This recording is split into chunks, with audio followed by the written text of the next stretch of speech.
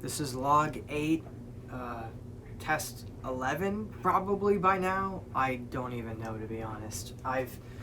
It's been 2 weeks. 2 weeks of just working and failing, and I have tried everything to get this stupid rail system to work.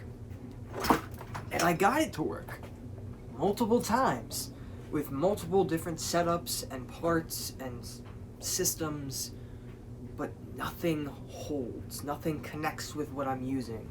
So if this doesn't work, I might honestly have to restart this entire thing for like the 5th time. But I've simplified things now. I honestly let go of a lot of the higher fetch dreams of having it be really fast or really perfect, and now I just want it to work at this point. So I made a system based off of servos that should work with the system I'm using a lot better, Botango. And if it doesn't, I don't know what I'm gonna do. And so let me run you through what I have set up and hopefully what will work.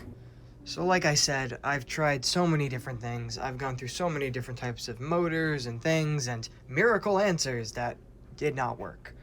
And so now I've just gone straight to the basics. I just attached a servo I had lying around to the rail system instead of having one of these NEMA 17 motors. And so I'm just gonna hook this up to Botango. Hopefully it works. So yeah, let's get this tested. All right, moment of truth.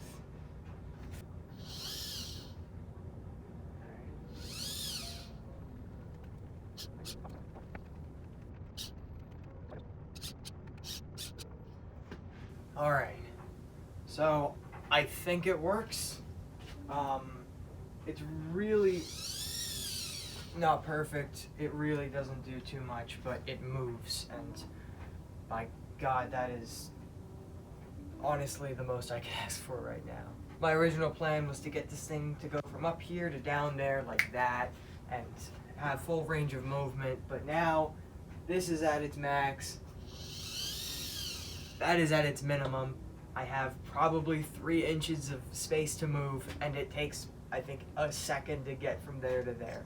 It's really not perfect, and I'm not proud of it, but it works. And at that point, until I can get better funding or afford to spend more time on this, then this is probably the best I'm gonna get. So I'm gonna cut power, I'm gonna hook it up to Teli, and hopefully it'll look at least somewhat decent. Yeah.